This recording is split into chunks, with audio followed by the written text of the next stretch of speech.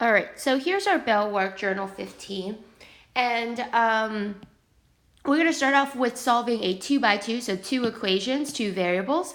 And if I'm solving for this equation here, remember when we talk about using elimination, which we have been using for a while now, elimination is where you want to take look at your two variables and see which one cancels out, right? We can cancel out a variable if they're opposite signs, like these y's, and they're the same coefficient. So none of these are the same coefficient yet, but what I can do is force this, both of these y's to be 4, right? This y is already a 4.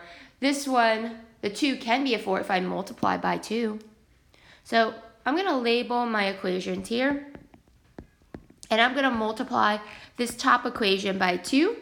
And remember, when we multiply by a factor, we have to multiply everything inside of the equation. So I'm going to add these two equations later on. Remember, elimination is addition.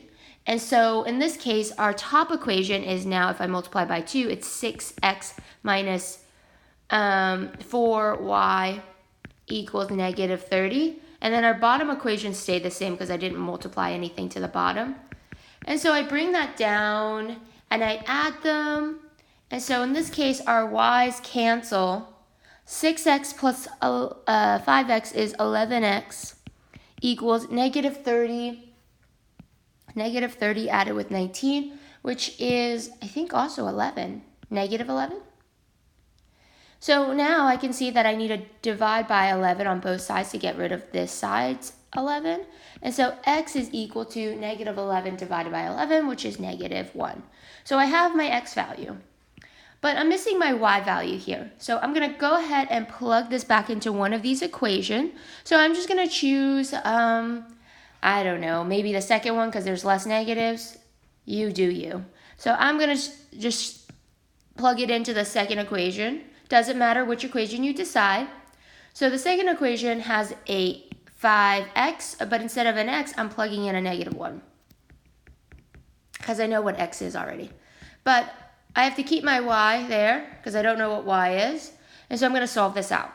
So 5 times negative 1 is negative 5 plus 4, y equals 19.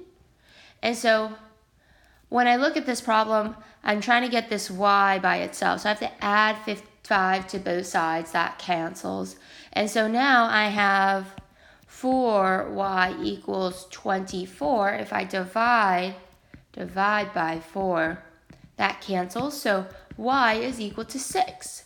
So if y is equal to 6, if I were to write this as a coordinate, you always write your x first, then your y's. So this is negative 1, 6, 1 solution because there's only one coordinate. And that's it. So I want us to take a look at a problem where you don't just have two equations, two variables. This one you have 3 equations, 3 variables inside. This here is what I call a 3 by 3. So this is what we call a 3 by 3 when there are 3 equations, 3 variables. And to solve this problem, let's take a look at what the problem is asking. So it's saying to check that this is that this coordinate 3, 1, 5 is a solution. So to figure out if this is a solution for this given system where we have 3 equations, let me label these 1, 2, 3. Isn't that problem very similar to the ones we've done with 2 by 2s where we plug in the x, we plug in the y, we see if it actually gives the value that's on the right-hand side? Well, it's the exact same thing. The only thing is now we have to consider z. So these coordinates here are actually representing x, y, and then you have z. And so you want to plug these x and y and z values in and see if that actually gives you that number on the other side.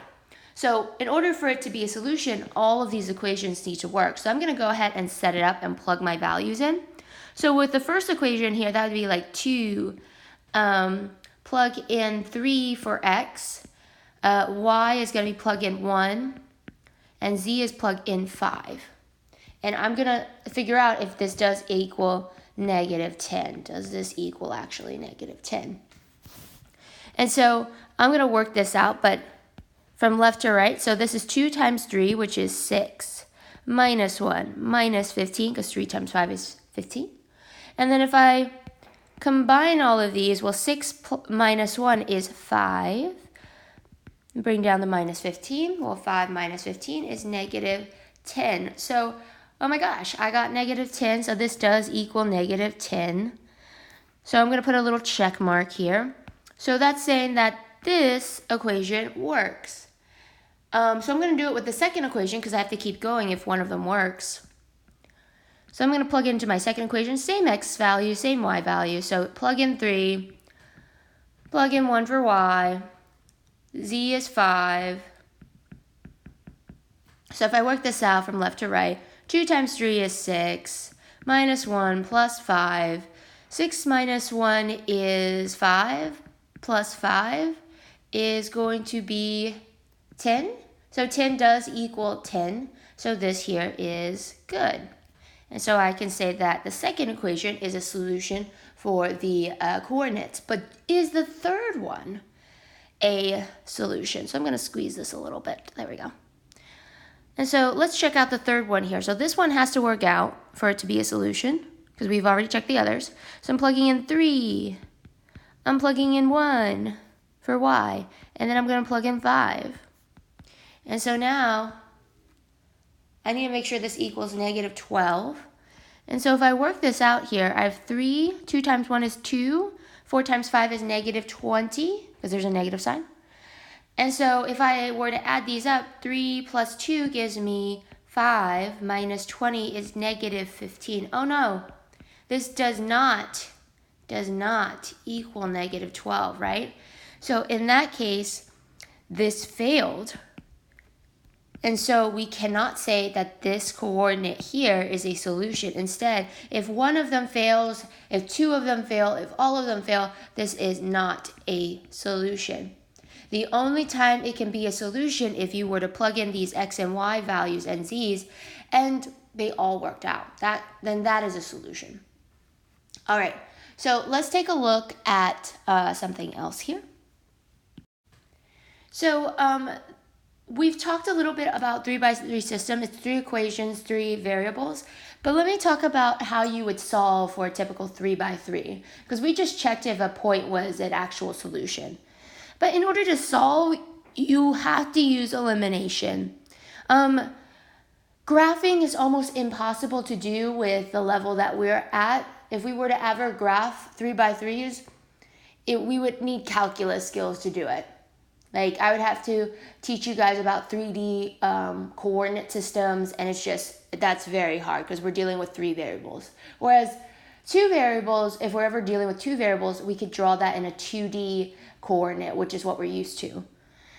So unfortunately, we can't graph 3x3s to solve. Substitution becomes an absolute pain because you're plugging in an equation into another equation, but then you have so many variables to deal with, it becomes obnoxious. So the best one for this is elimination, because we've learned that elimination is all about canceling out variables. And so when you cancel out variables, you don't have to deal with all 3 variables. And I'll show you what I mean when we actually work one out. So the first thing you're going to start with is you're going to take 2 of the equations and you're going to eliminate 1 variable. And then you're going to choose a different pair of equations and eliminate the same variable. It is really important that you pick the same variables to cancel out, or it's not going to work. Once you do this, you will notice that you have a 2x2 system. You're going to have a 2x2 system when you do this. And then you're going to use elimination, and we're used to doing elimination with 2x2s. And then you're going to solve for a variable, plug it into the other equation, and then finally you'll get all the variables. So I know this sounds like thin air right now, but I'm going to show you what this looks like with an example. So stay tuned. All right, so here I have a 3x3, 3 equations, 3 variables. The first thing I'm going to do is number my equation. That's super important that you number, because the problem is with 3x3s, it gets super disorganized because you have too many variables, you have too many equations you have to deal with.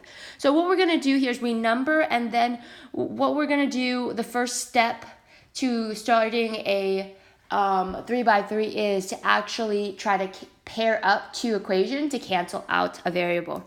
So when we try to cancel out a variable, they need to be opposite signs and the same coefficient. So to do that, let's figure out what variable to cancel out here. What might be the best one? So I'm thinking maybe y's, because all the y's here already have a coefficient of 1, right? And some of these are already opposite signs of each other, like 1 and 2. 1 and 3 are opposite signs of each other. So because that's the case, I might want to choose my y's to eliminate, since it looks like the setup's a lot easier. So I'm going to pair up 1 and 2 first. And so when I do that, I'm going to do that here to the side. And I'm just going to copy what those equations are and paste them here. So that's 2x plus y minus z equals 5. And that's 3x minus y plus 2z equals negative 1. And so when I pair up these two, I want to try to eliminate my y's.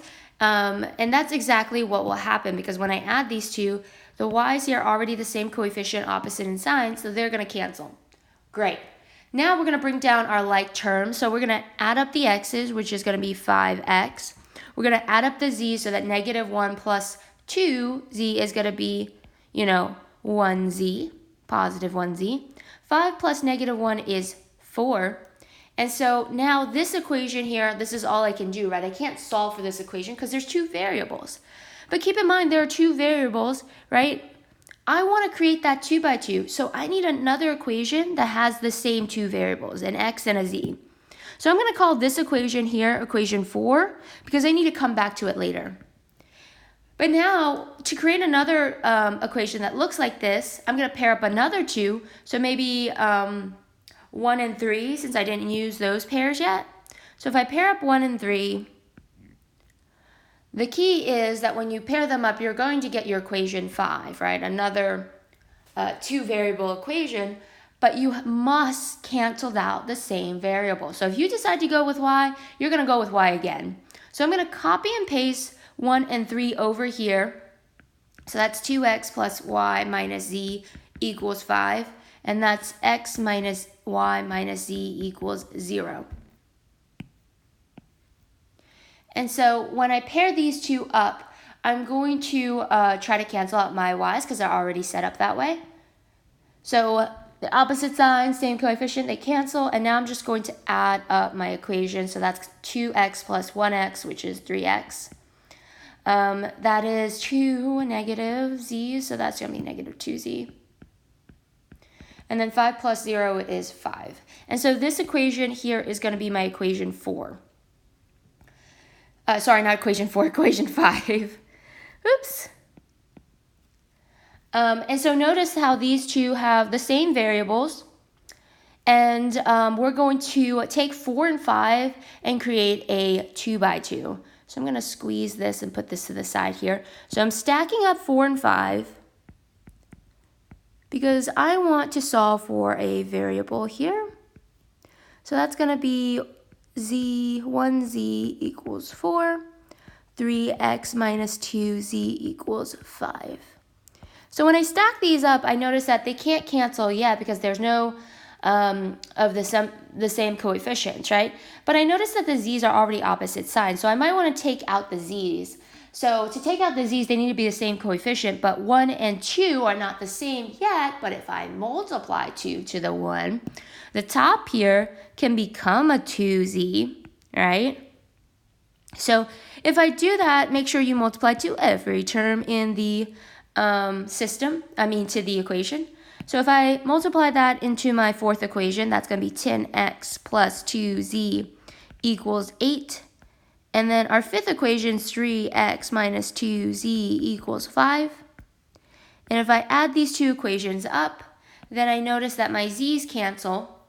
My x's, 10 plus 3 gives me 13x.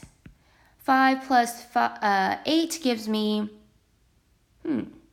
13 as well? Okay. So in order to get this equation by itself, I need to divide by 13. So x here is 1. So I found x. Woohoo! So one variable solved, and actually half of the problem's already done. To find the other two variables, we need to be strategic here. Most of the time, once we find one of the variables, we go back to the original equation and plug in what we have. And so here's the issue. If I were to go back and choose an equation, I'll just choose the bottom one because it looks the easiest. If I were to plug in 1, the problem is that y and z are still a mystery, right? It would be great if I had 2 variables to plug in, and then I would only be solving for 1 variable. But if I plug in just this, I'm going to have y's and z's, and that's not good. That doesn't help me solve for another variable. So what I have to do is plug in my x that I found into either 4 or 5, because there's only 2 variables to deal with. Well, if I plug in, our x value into, equation 4, I'm going to be able to find z. And so when you plug things in, you actually have to go backwards to plug it in. You're going to go to 4 and 5 first, and then you're going to go to the first 3 original equations. So I'm going to choose equation 4 to plug this in. So I'm plugging this plug x in to equation 4. So that's 5x, which is x is 1 plus 1z. So if I work this out, I have 5 plus, 1z is just z. And then if I subtract by 5, that cancels. Z is equal to -1. And so I have my z value. So now that I have 2 values here, I want to plug these 2 back in one of the original 3. So I'm going to choose the third one because it looks the easiest. So I'm going to make some room here. Ooh, that's not good. Wait, that's not what I want. Maybe if I have to squeeze this. Okay, there we go. And I'll squeeze this to the side. So what I'm going to do is now plug my x and z into plug in to my third equation. So my third equation is x, which is, I'll just rewrite the equation here. So here's my third equation. If I plug in x, that's 1. If I plug in y, I don't know what y is. I'm going to be solving for y. Z is -1. So if I work this out, I have 1 minus y plus 1 equals 0. And so when I'm looking at this here, well, I can combine these two because they're like terms. So 1 plus 1 is 2